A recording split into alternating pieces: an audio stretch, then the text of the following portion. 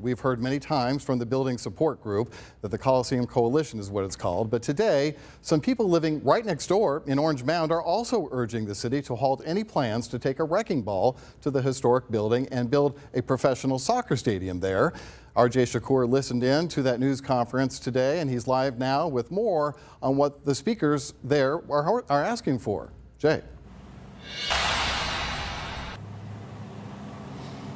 Richard, some Memphians I spoke to said that the mayor's decision to tear down the Mid-South Coliseum is like taking a thread from the historical fabric of Memphis. One man says there's a lot of untapped resources here that don't need to be destroyed but need to be replenished. We are better with the Coliseum and with the facility for 901 soccer. We can have both. We are better with both. Wednesday, this group provided a renewed call to hold off on the proposed demolition of the Mid-South Coliseum. 8 years of the Coliseum Coalition's research and the research of other people and the enthusiasm of other people, we know the building is restorable. It's just going to take persistent vision and creativity. Late last year, Memphis Mayor Jim Strickland proposed demolishing Memphis's first racially integrated arena in order to build a new soccer stadium for Memphis 901 FC. Primarily using state dollars. The estimated construction for the new stadium, not including the price of demolition, would cost nearly $53 million.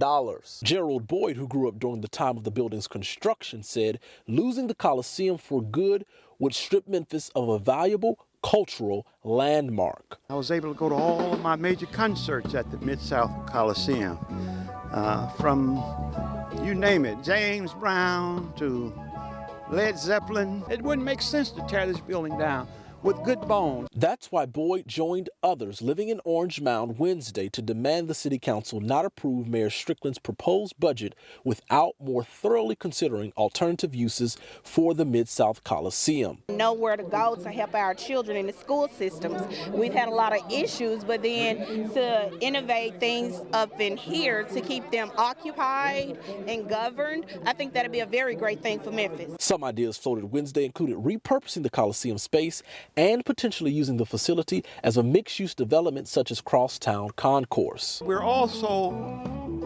citizens of this city, and we own this building. We put a new roof on it just a few years ago, and it would be a shame to waste all that investment.